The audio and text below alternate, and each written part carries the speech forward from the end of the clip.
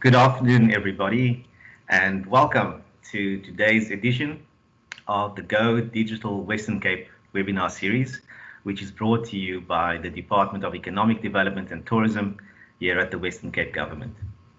My name is Robert Davids, and I'll be your host and moderator for today. I'm with the Digital Economy Unit at the department, and I'm really excited to have all of you with us on this webinar today. Firstly, to our members of the audience who have become some of our regulars, welcome back. It's really good to see all of you again. And then to those members of the audience who are joining us for the first time, a very warm welcome to you also. It's great to have you with us, and we're really looking forward to spending the next hour or so with you. Just before I continue, I think everybody can see the screen that I'm sharing. Just for the beginning of the webinar, we kindly request that you mute your microphones and also turn off your video feeds. There will definitely be an opportunity later in the session for you to reactivate that, but just for now, we kindly ask for your cooperation. Before I go into a bit of detail, I just want to say a short few words about the webinar series itself. Especially for our first-time visitors. The Go Digital Western Cape campaign and initiative was started by our department as a direct response to support businesses in our ecosystem during the COVID-19 period. So for the past 5 months, we've been running this webinar series. We've had other programs and projects, which are some of them called Tech Volunteers, where we partner entrepreneurs with tech experts to help them navigate the space and navigate the space in a digital way. And then also working with a series of articles and other initiatives that which we often publish and put out into our business community. And this webinar series is therefore part of a broader initiative, and one which has been driven quite successfully over the past few months by the department. As it happens, today is our 20th webinar, so it's quite a milestone for us, and we're really excited about this one. And as you'll see as we go through today's session, it's going to be in a slightly different format to our normal sessions. On that note, I just want to ask you and in the audience to please bear with us, because before I kick off into the nitty-gritty and the exciting part, we do have a few house rules which I wish to share with you, and we please ask for your cooperation. So let's get this out of the way, and then we can get started on today's session. Okay, so house rules out of the way, we can get on to today's session and what this is all about. So as you had seen in the invitation, the title of today's webinar is, sorry, I was on mute, the art and etiquette of virtual meetings and conferencing. And just on that first line, sorry, I was on mute. Personally, I can't even recall how many times I have said that exact line while on meetings. And I think that kind of resonated with many people from the responses that we've received to the invitation, partly because we've really been catapulted quite unceremoniously into this world of virtual meetings, virtual conferencing, and everything virtual and digital that goes together with it. And this has all happened over the past few months. Some of us may have been a bit more adept than others in navigating the space quickly and finding our feet, but then some of us maybe haven't been so quick on the uptake for a variety of reasons. And I think what we're going to try and do today is just look at what are the rules of this new game, because we kind of figuring it out as we go along. And I remember, and I'm sure most of you can recall also, in those first few weeks when everybody started jumping onto Zoom or onto Teams or Chime or Hangout, there were very often anecdotal and funny stories of little ones jumping in on the call next to the mom or dad who was in a meeting, or a spouse running behind you in their gown, or anything, and many weird and wonderful stories.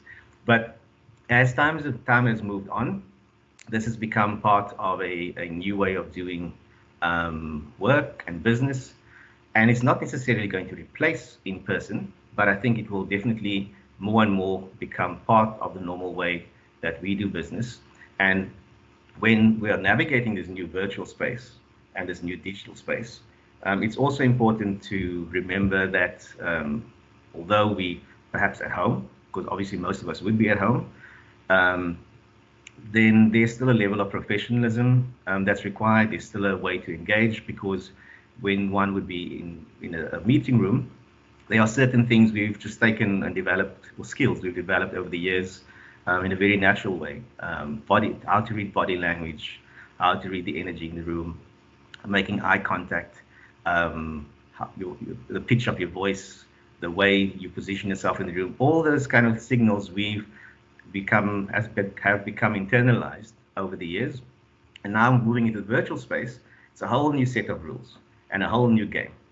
And over time, these will also become internalized, but we're still on the runway with this. And so today's session is really about starting this conversation about what are the rules of this new game? What is the etiquette? What's the art? And what are the do's and don'ts? And obviously, it's not a set in stone. It's things which are fluid. But what we're going to try and do today is really look at some of the technical aspects, because there are technical aspects about how you set up your space to have a video conference or a virtual meeting. That can refer to lighting, it can refer to sound, the way your camera is set, all those things. But then there are also behavioral aspects. And behavioral aspects are things about how you behave when you're online, how you dress online, is it okay to eat while you're on an online meeting, all those kind of things. So we're going to try and look at technical and behavioral aspects, and just try and have a very open and frank conversation about how we can learn and upskill ourselves as we move into this new type of communication in our professional arena. And the last thing I want to say is that this session itself is going to be a kind of learning while doing experience. So as I said, later we'll have an opportunity for mics and videos to be turned on in the Q&A. So we're going to do a bit of a live experiment today. And because much of what we're dealing with nowadays is very, very serious, hopefully we'll also have some fun along the way. So we ask you to be patient with us, but also engage with us in a relaxed manner. And we're really looking forward to a really informative and fun session with you. Which brings me to the most important part of today's session, which is our speaker and our presenter on today's session, Dr. Hasmukh Gajjar. And you'll see his picture on the screen there. He's very generously agreed to spend some time with us today and share a lot of his knowledge and experience on this topic. For those of you who don't know Dr. Gajjar, you can of course view his profile on LinkedIn if you wish. But in short, Dr. Gajjar is really a veteran of this industry, of many things and most things digital. I think in recent years, and he may say a bit more about this himself, his focus has very much been on learning, sharing his knowledge, education in both the business sector, but also very much for citizens around everything to do with digital literacy and everything that goes with that. He's involved with the Thabo Mbeki Education Trust, on the board there, and he's also done his share of his stint in the corporate world with Vodacom and with other executive positions in corporate over the years. So he's really been on all, he's worn all hats. And he may correct me if I'm wrong, but I know from what I understand, his passion does lie with sharing his knowledge and skills and learning. And on that note, because I'm not your presenter for today, I'm going to hand over to Dr. Gajjar, and he will do a bit of a short introduction and then also do a quick presentation, whereafter we'll do some interactive Q&A. Okay, so Dr. Gajjar, thank you very much for your time and for joining us. On that note, I'll hand over to you. Thank you, Robert, and thank you for the invitation. for the Go to Digital Western Cape webinar. Robert, can you just put up your hand if you can hear me okay? Good, thank you. So today I want to share with you my thoughts on virtual meetings. And as Robert says, we've been thrust into technology-based of communications and even managing relationships, which COVID has really been a pandemic of all sorts. Besides the virus, it's been a pandemic on even on our emotions. So it has accelerated what was probably going to come sooner or later. And clearly, with everybody working from home and being connected, has thrown up a few paradigms that may change over years.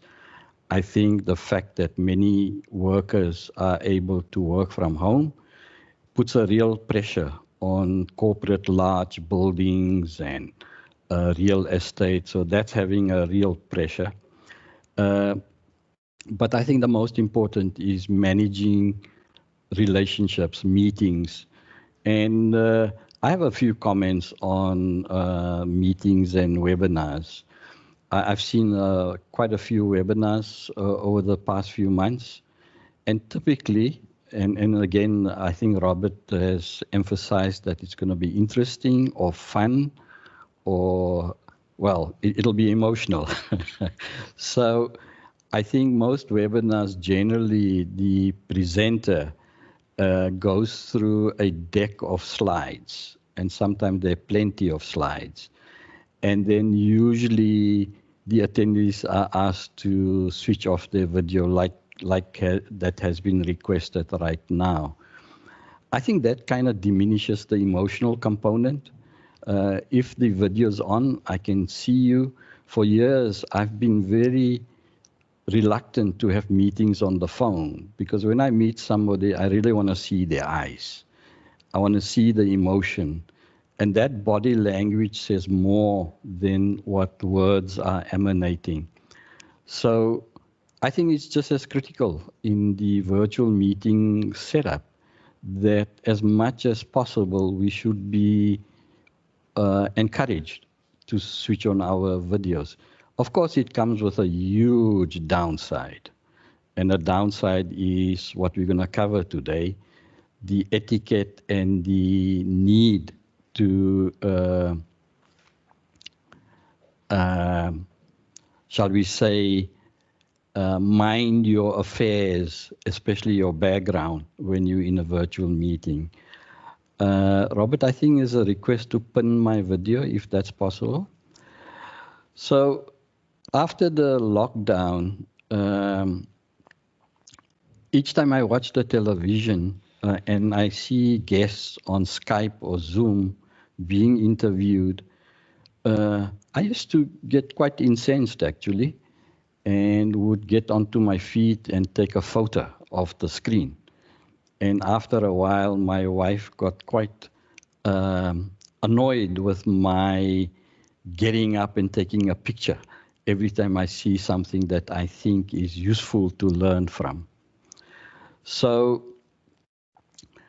I actually, soon after that, if attendees can switch off their video in the meantime, we will switch it on a little later.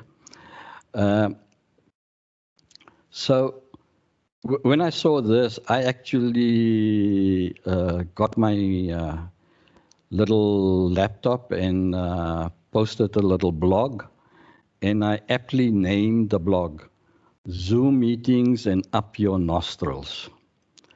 Now, I'm pretty sure some of you may be intrigued by what the heck has nostrils got to do with everything. But clearly, the more I saw, in fact, very high-profile individuals appearing on the TV, and sad to say, sometimes you could even say that they do need a bit of trimming on the nostrils. So often the quality and resolution of cameras can show a lot of things, especially if you're in high definition. So it's something really to be aware of. And so I thought hard and fast about it. And I think instead of criticizing people or making fun of people, we really need to educate everybody, educate on the need to and the readiness for participating in virtual meetings. I think especially if you're going to work and you're in a corporate environment or even in a small business, you usually go and buy good clothes and you dress up for your work. I think this is no different. I think what we need to know now is that we have to dress up for virtual meetings. And dressing up for virtual meetings actually impacts on two areas: the technical side of it and the kind of equipment you may or may not need. And the other side of it is obviously the behavior. So I'm pretty sure that you're probably not going to prance and dance around when you're in a meeting with a very important person in your life as a SME, that you are now pitching a hard sales discussion. So this is no different. So I think the fact that you are locked in at home or confined at home does not prevent you from extending your effort to continue to grow your enterprise. And really, at the end of the day, people buy from people. And we need to ensure that we continue to communicate in this electronically as we would in person. So what I'm going to do is just show you the blog that I spoke of, and I'm going to switch things around quite a bit today. And in fact, it may be a little hair-raising. So I'm hoping that everything works. So that's not what you're supposed to see. So that's a little black screen there. Hope you can see that. And now this is our website, MobiLearnAfrica. And we essentially wrote a blog here. So if I just go back to the main site, so you'll see my blog there, Zoom in up your nostrils. I hope you can all see that. And Yes, okay, and I'll go up there. And so I've written something. I was looking for an appropriate image to display nostrils. So I had some equine skills, and I discovered the horse nostrils are as good a representation as any. And so that's really the reason why I thought I'd write this blog. In this blog, you'll also see I speak a little bit about the webcams and the kind of webcams which we will touch on a little later. And by the way, we do have, this is free, so I hope Robert will allow me to pitch, since we're not selling anything, but we do have Zoom classes on our classes at MobiLearn. So feel free to visit our site, and then it's more about the technical side of Zoom rather than the soft side of it, which we are covering today.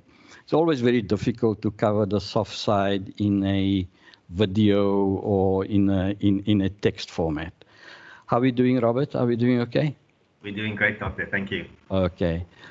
So what I'm going to do now is I'm going to show you a slide, or not slideshow, but images. I promised myself I won't show the common, typical, lots of slides that people talk through. And, you know, when you have these webinars and people have transported a live presentation into a digital format, there's only one huge challenge. In a live presentation, you can at least see who's looking at the phone, who's fallen asleep, who has walked out. But in a typical webinar, you may ramble on for 30 minutes, 45 minutes, and you don't the attendees' videos are not on, so you have no idea of what impact your effort is having. So I think the more you have interaction, and that's really what I think Robert referred to, a interactive part of a presentation and a virtual meeting. So we're going to try and keep it as interactive as possible. And the key thing is really to ask questions. I think this is really not me talking to you, but all of us having a conversation. And it's only through the conversation and as the questions arise that we learn from each other. So we all know group learning is the most efficient way of learning.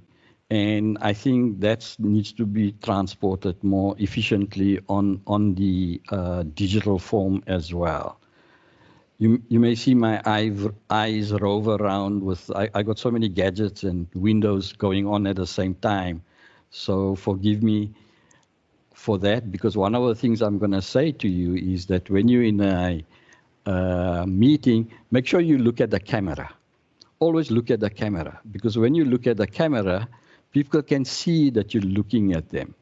But if I'm looking down or I'm reading notes somewhere else, then obviously that impedes the engagement. So let me get down to the next one that I'm going to show you. So give me a second.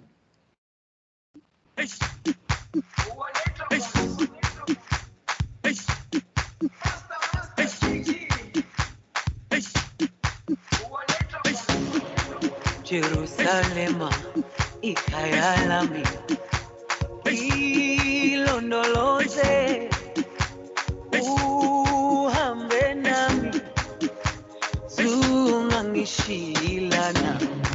Jerusalema, ikhaya lami, ilondoloze, uhambe nami, zungangishilana. Dawo yami ayikholana, buso wami awukholana, ilondoloze.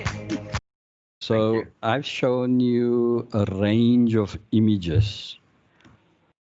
I have over 60 or 70 images that I've captured over the past while, and I've just given you a small sample. So as a interactive component of this, I'd really welcome some comments and see what do you think of it. So is that okay with you, Robert? Can we allow that's people fine, to ask? That's okay, fine. So if the audience, anybody wants to ask a question, please just put up your hand. It may be in reaction to what Doc has just shown you now, or maybe some of your own experiences which you had with sharing screens and viewing other people. So if there are any questions or comments or something you'd like to share, you just please put up your hand, and then we'll take you, and you can actually speak to us with your video and mic on. So there's a comment in the chat, Doc, that many people who are interviewed in a virtual session often show a lack of professionalism, which is something you touched on earlier. That was from Tim. Yeah, it's something we will cover. So I think sometimes the word professionalism is uncomfortable in a South African context, but I think what we're trying to rather say, we all need to up our game. Yeah. Anything else, Robert? Yes, there aren't any. I don't see any hands at the moment. Wait, there is an off-topic comment from Peter Muller. The clip didn't allow us to see you dancing, Doc. So should have kept your camera on. Yeah, thanks, I thought that would be interesting. Doc, just while we're waiting, if there's any other questions coming up, just to the audience members, there have been 1 or 2 requests about how to pin Doc's video to your screen. For those of you who didn't see the chat window, if you right-click on Doc's video, there should be a little button that says pin, and just do that, and then his screen should take up the bulk of of your screen on that side. Okay, so Doc, I don't think there. Oh, there's another comment from Olivia. She says there's a general lack of awareness of how people are seen or viewed by others, which I think speaks to this new kind of getting used to this new behavior and how people perceive you if they don't have that in-person experience. Correct, correct. So now I'm going to try something interesting, and I hope technology works when we work, because often it fails to work when we want to work. So I'm going to switch from my current setup to go to my laptop. And I'm going to be using my laptop microphone and the laptop speaker just to emphasize the role of laptops, which most people use laptops when they are in a meeting, and what simple steps one can take just to, as I said, step up one's game. So that's what I'm going to try and do now. So I'm going to switch my camera on this Teams meeting to my laptop, and I'm going to switch the audio also to my laptop and the screen, if that's okay with you. So you'll see a totally different me, okay? So okay. I'm going to take off my headset.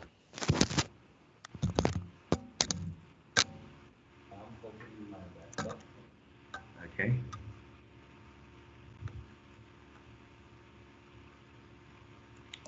It looks like you have quite a setup going there, Doc. Are there probably what 8 or 9 gadgets that are all across your desk? Well, sometimes people call me and I say, "What's your surname?" I said, "It's Dr. Gajjar." Okay. And then they say, "Dr. Gadget." So then I always get very upset by okay. all Dr. Gadget. Yeah. So now I've gone to the computer screen and speaker. So you may find the sound quality quite different to what we had earlier. I'm not sure if it's discernible, but should be. Yes, it is discernible, but it is definitely different. And then, yeah, the angle also.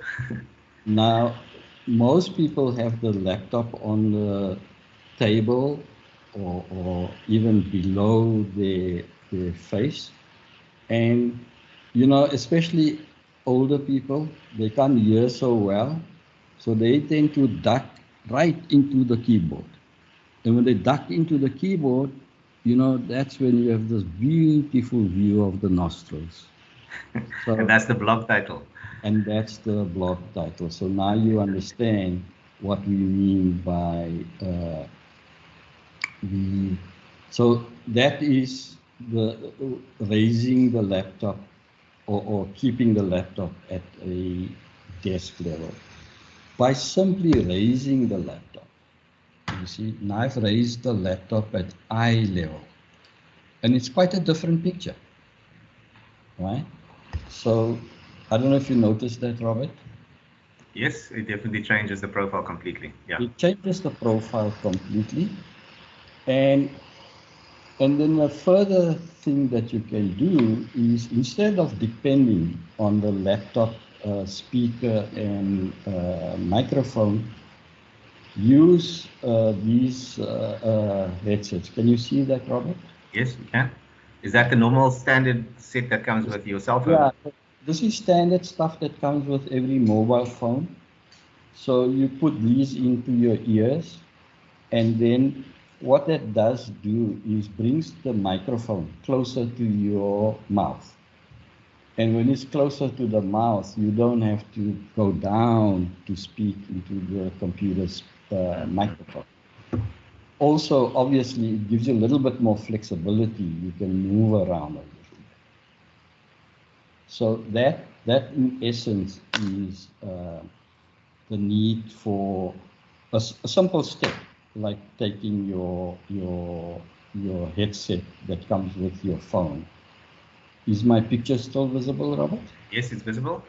Okay. It is at that strange angle, but it's visible. Okay. So now what I'm going to do is the other thing that you could do is obviously try and change your camera. So what we're going to do is change this to an external camera, and that is the webcam. So now So all I did here is two things, is use the headset that comes with your mobile phone, and I changed it to a webcam.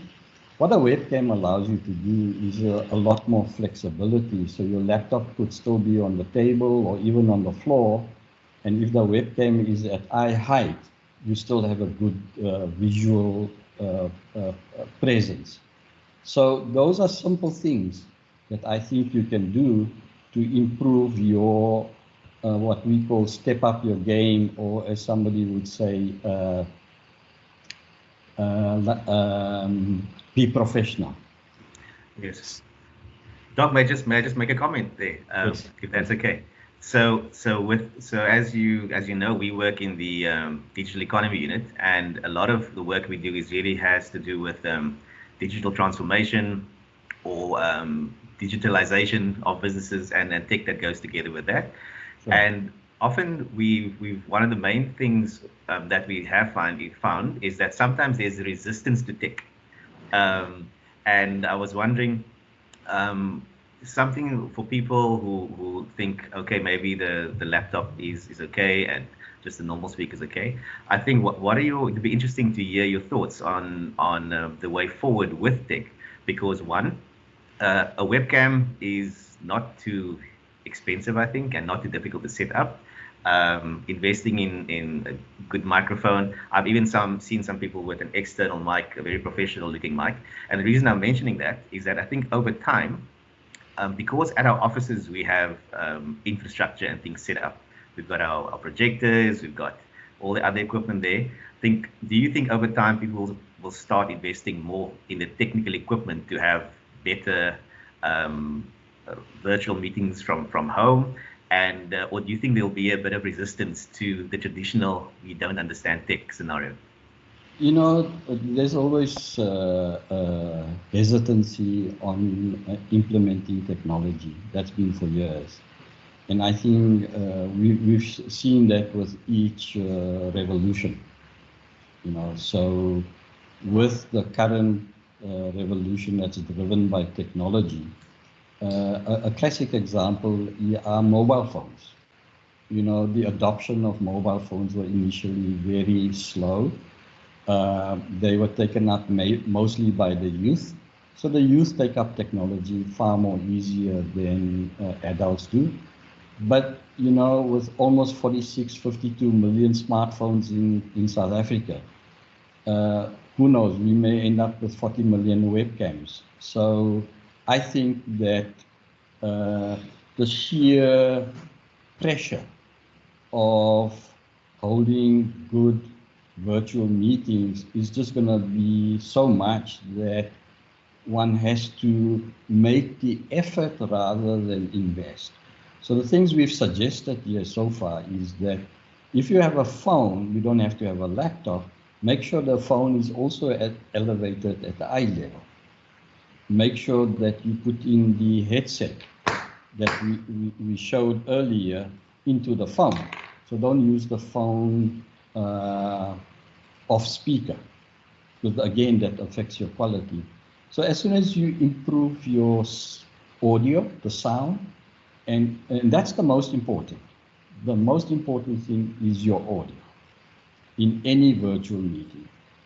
I think second comes video, but accompanying video is lighting.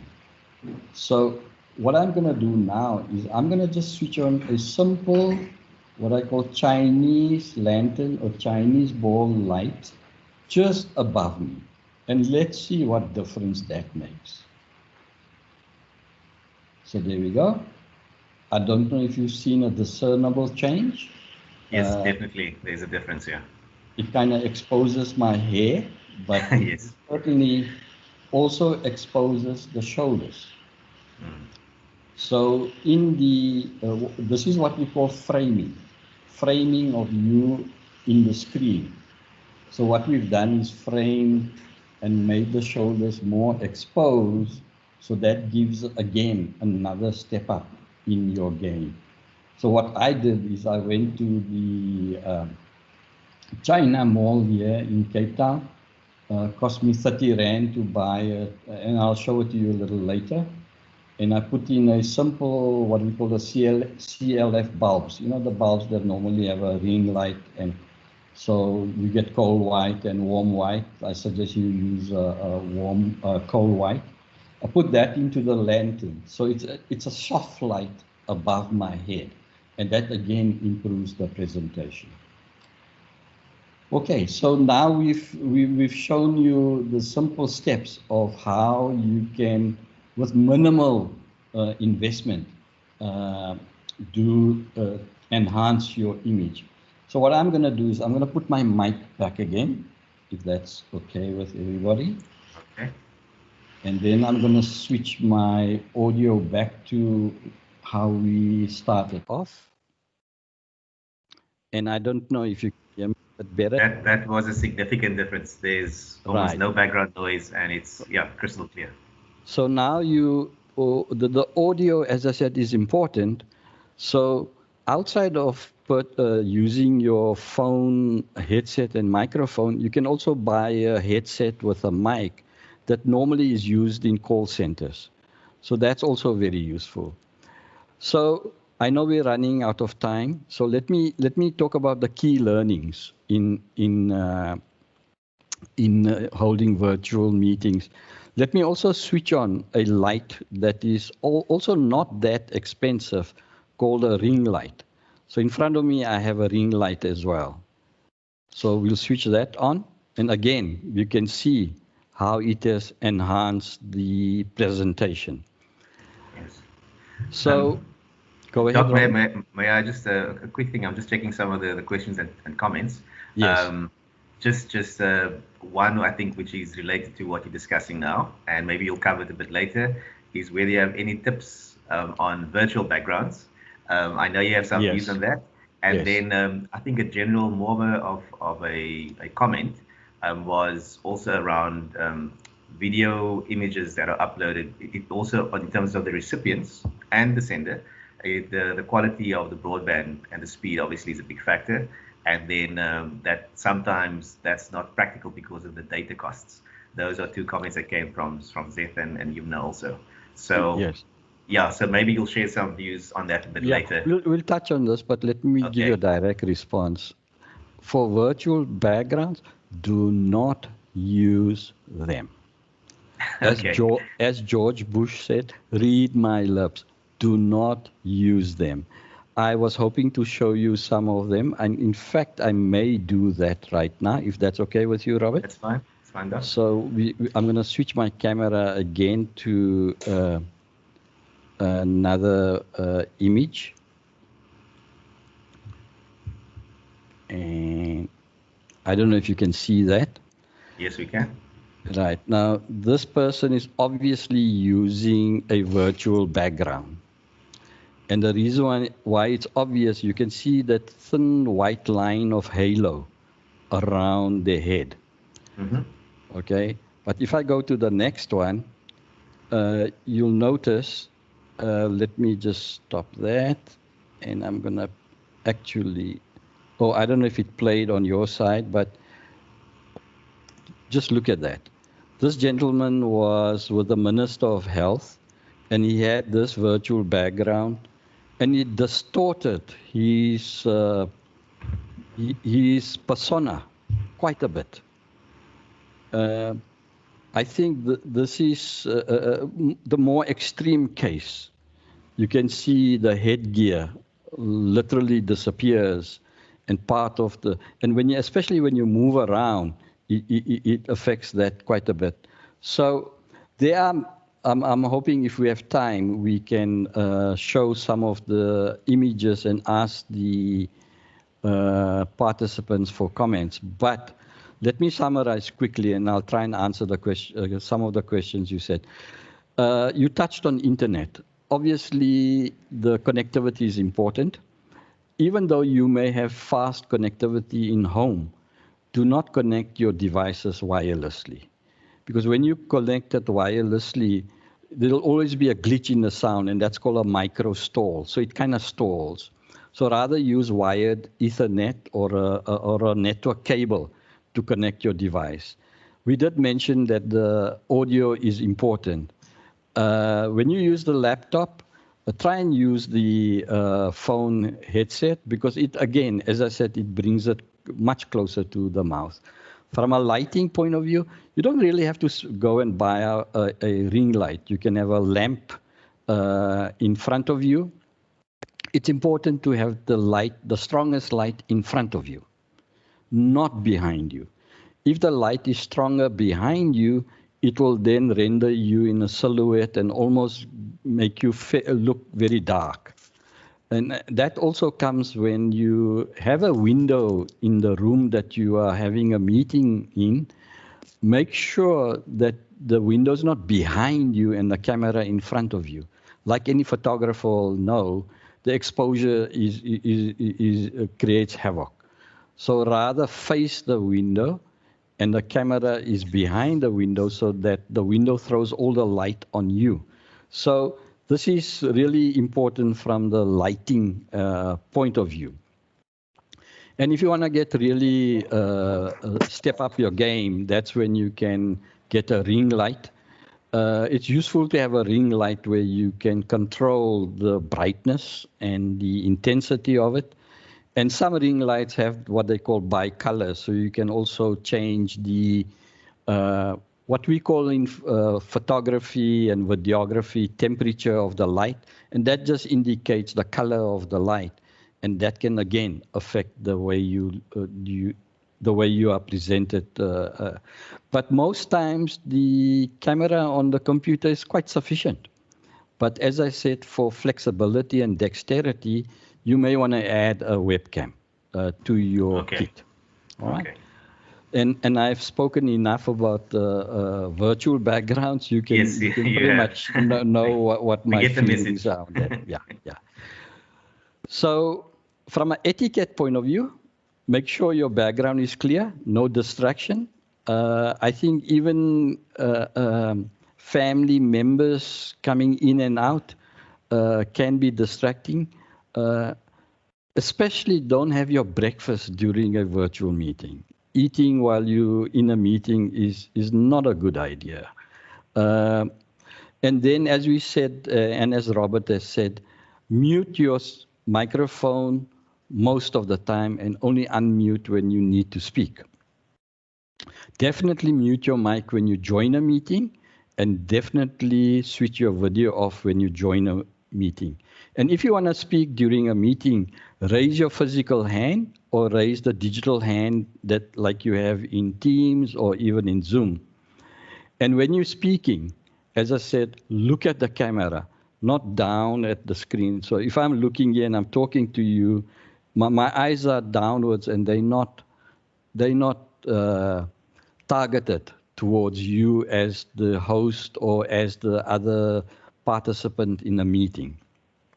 So that's a quick rundown of etiquette and what you need to be aware of when you are attending a virtual meeting. Robert, maybe some questions at this stage? Any other questions? Are there any members in the audience who would like to ask Dr. Gajjar a question? You don't have to type it. You can ask him directly and switch on your video and mic. As I said, this is a live experiment. It'd be great if they can put on their mic and video. But let's ask a nice, quick set of questions. Yes. So there was one from Tim. He asked about, I think in particular, about your background, which background you are using, and then from Zeth, what about the dress code? What's your thoughts on those? Yes. So from a background point of view, the wall behind me is actually painted. So I chose a what they call 18% gray, which is not quite black, but on the gray side of it. And I went through quite a few gray options before I was satisfied. I did use a green screen before. When you use a green screen for I would not suggest a virtual background on its own.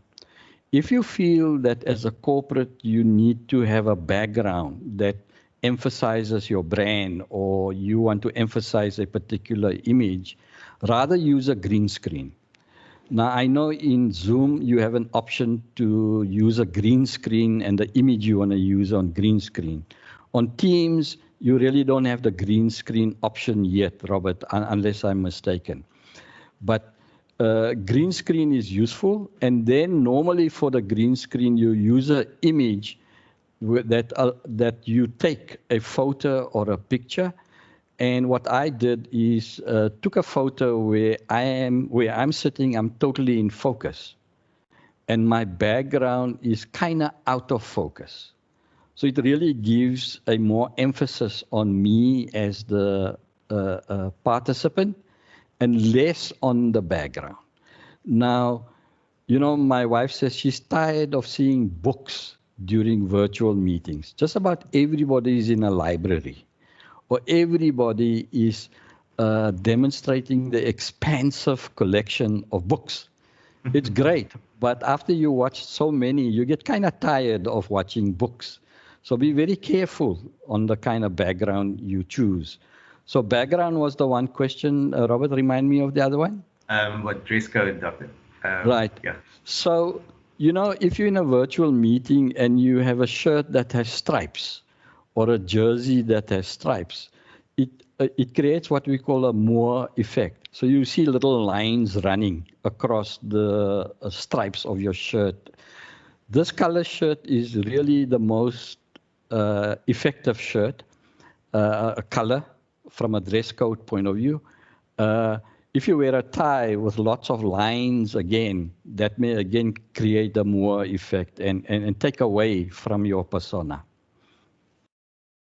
Okay, I'm quite curious that you use the word persona now, because I think our online personas are over time going to become as important as our in-person personas. Absolutely. Especially with regard to engaging with new clients or new stakeholders or new people in the meetings, because people who may have met you in person would have a particular impression of you, and you cannot create that persona. But your virtual persona, not as far as an avatar or anything of the sort, but your virtual personal persona, I think would also become part of.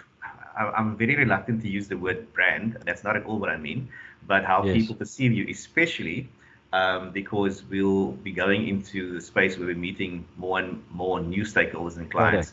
And those impressions, whether it be at a boardroom table or whether it's replacing a coffee shop meeting or something in the office, especially for new people, they do leave an impression. And that is a lingering reminder of your persona. So I think people should be cognizant perhaps of what persona you want to put out in the virtual world. Absolutely. The one outside of the persona, the one very important factor I've neglected to mention is what we call framing. So you need to frame yourself in the image, in your computer camera or on your webcam. So make sure that the top of your head is not cut off, or your chin is on the floor, or you are off center. Make sure that you are in the center of the image, and make sure that your head does not cover the entire image. So some people do this, and that's how they have meetings. So you want to have a good combination of shoulders and your face. So that's called framing. So framing is quite important. If I may, Robert, I'd like to switch to some images and just make comments on the framing side of it. If that will be fine. But let's check with if there are any other questions or. Yes, Doc. I think there's two. They're not really related. The one is just a question from Yuna around whether there's any data saving costs, and I suppose that's got to do with the cost of streaming and the data, because we also, not everybody has ready access to data. It's from a cost point of view, from a connectivity point of view. Sure. So if you have any data saving tips, that would be helpful. And then also about how to manage unruly participants who ignore the generally accepted etiquette. And one last question around if you could say anything around security. I assume that's about security of who attends and watch recording and stuff like that. So from a data point of view, I think that's empirical. That applies to everything we do as far as being connected to the internet is concerned. So that would be a different subject in terms of how we would go about saving data. Obviously, when you switch on your video, it does take up a little bit more data, but then you have to cost balance your persona versus the data that you have to spend. Robert, the next question was? The next one was about managing unruly participants who ignore general etiquette. I think ruthlessness is the order of the day. So if you're a host and somebody is not behaving, I would just kick them out of the meeting. Okay. Like a virtual bouncer. Yes. So I think what you did today was adequate. You said, look, it's a clean show. Let's mind ourselves. And I think that's important. But especially if a person has been warned once and they don't do it, and they do it again, I would just cut them off completely. So there's no obligation to do that. I'm not sure how you would do it if it's your customer. That's a different thing altogether. They could be abusing you in a boardroom as well or in a meeting. But I think anybody who does not have respect, I don't want to do business with them. So, and the third question was security. There was one about security around, I think, hacking into calls, and then just because it will give you some continuity. There's also a question about whether you record meetings and what the etiquette is around recording of meetings. Yes. So in terms of security, it's always a good idea to ask people to switch on their cameras because you really want to see who's in the meeting. That's a very important part of it. Zoom had the ability where you could join a meeting without being put in what they call their waiting room. I see Teams has a waiting room, and unless the host admits you, you don't get into the meeting. Now, in Zoom, what they've done is they changed it by default, where every entry is put into the waiting room. But it's important not just to admit the person, but ask them to switch on their camera. Even if it's very briefly, at least you know who's in the meeting. Then, obviously, don't share the links to your meeting willy-nilly. You have to ensure that you send it out to the recipients you really mean to. And then also make sure you change your meeting IDs with every meeting. With Zoom especially, never ever use your personal Zoom ID. Because once it's out, it is linked to you and it's important that you don't do that.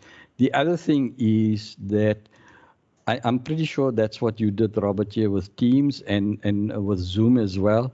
You can ensure that the person is logged into the application before they join the meeting.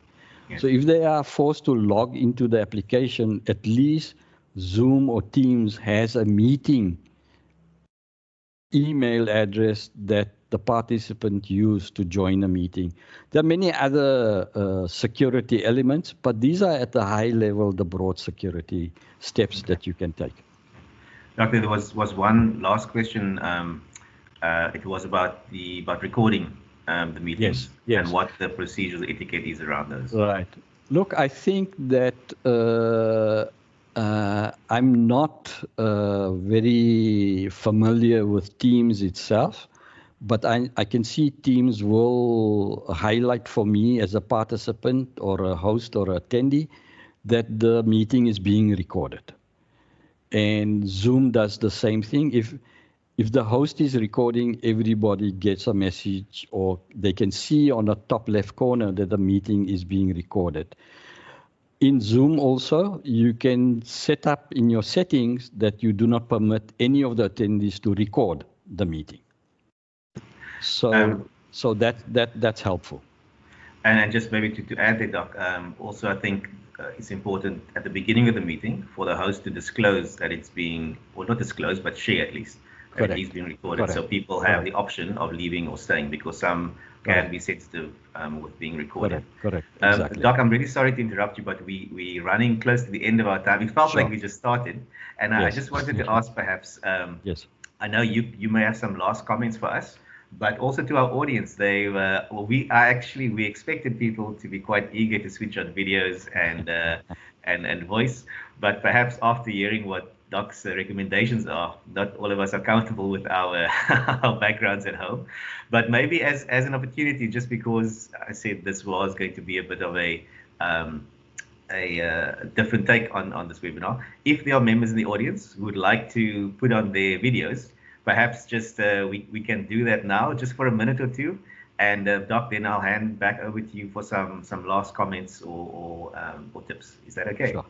That's Okay, fine. so to our audience, those of you who are comfortable enough with your, remember it's as Doc said, it's observations, it's not to criticize. So those of you who are comfortable with putting on your video, maybe now's a good time, and we can just get a nice big screen of what's happening. Oh, that's lovely. That's very nice. I see my cousin from London. Okay, I there we saw go. earlier my brother from Brisbane.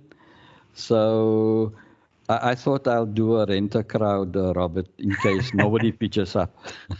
No, that's fine. Oh, that looks great. There we see quite a few people. Yes. Thanks to you, those who are brave enough to share your screens. Good to, as Doc said, to see people on the other side, because very often, as we said, there are technical aspects, but there are behavioral aspects, and sometimes it's a bit strange to see yourself on the screen. I must admit, but then other times it's also reassuring to see other people, new faces, old faces. It just brings some sort of humanity to a virtual world. But as we said, there's a time and a place for all those.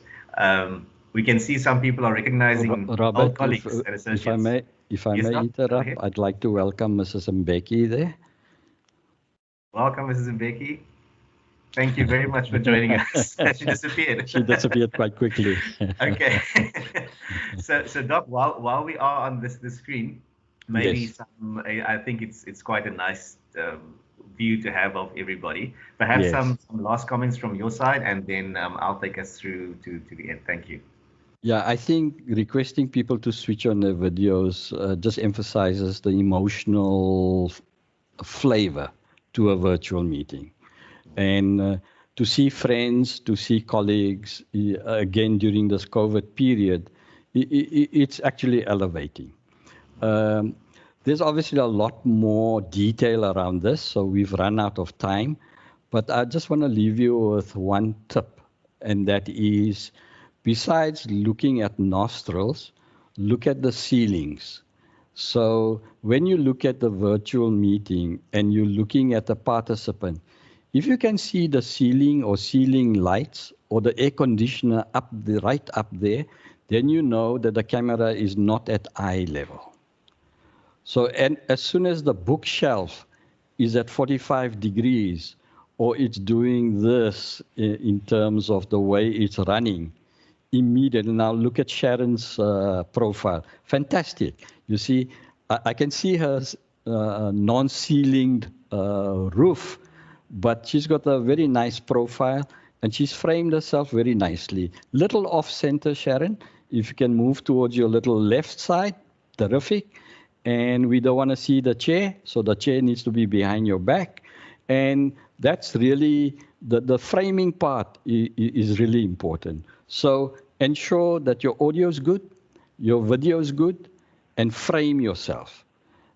Use a light, especially in front, and make sure that you practice good etiquette that we covered in this meeting.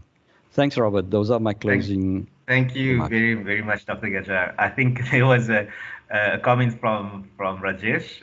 He shares a surname, so it might be relation of yours, but he says that the books in the background are real, not a virtual background. Well, it's almost 1 o'clock there, so it's probably 4 in the morning for him in Los Angeles. Okay, well, there we go. Thank you for joining us, Rajesh. And then, yes, unfortunately, we have come to the end of our time. I know it feels like we can really speak for another hour on this. And just to our audience members, I think as Doctor was taking us through this today, it's a new space for all of us to navigate. There are some common sense tips and things which we can apply, but there are also some things which we may find out as we go along. And all of our situations are different, but I think the importance of our digital personas, our etiquette, and how that all translates into a virtual experience, I think it's a really important thing to be cognizant of, because while we're speaking about digital transformation of businesses and we're talking about digitalization, that very tricky word to say, sometimes we forget that the tool we're using is actually a digital form of business or digital form of engagement. And like with everything, there are some new rules which we have to internalize, and over time they will become the norm for us. So firstly, just to close off, thank you very much to everybody in the audience. Thank you for being with us for this entire hour. We hope you got some real value out of it. It's great to see new audience members with us, and as I said, our regulars. We hope to see you around for the next webinars. And then Dr. Gajjar, as our guest presenter today from the department, we really want to thank you from the bottom of our hearts for your time and for sharing your insights and expertise with us. I think, as you said, we can go on for much more time on more high-level technical issues and behavioral matters. But what you've been able to share with us today was really awesome, and the manner in which we did it. I'm glad this could be a light-hearted and engaging webinar. Yeah. So thank you very much to you, Doctor, for your time and for all your preparations. And then just lastly to our audience, as I said, this is our 20th webinar of the series, so it's quite a momentous one. We have some information around previous webinars and some other programs in our unit and our department. So at the end of this session, once you sign off, I'll have a rolling display. So for those of you who are interested to see how I can access previous recordings and access a recording of this in future, please just stay on the line and you'll see the rolling display that goes through. So from us at the Digital Economy Unit, from me, Robert, as your host, and from the Digital Economy team at the back of the scenes, thank you to everybody once again, our audience, and Doc, it's been great having you. Hope to see you again. So be safe and stay well. Thank you very much. Bye-bye, everybody.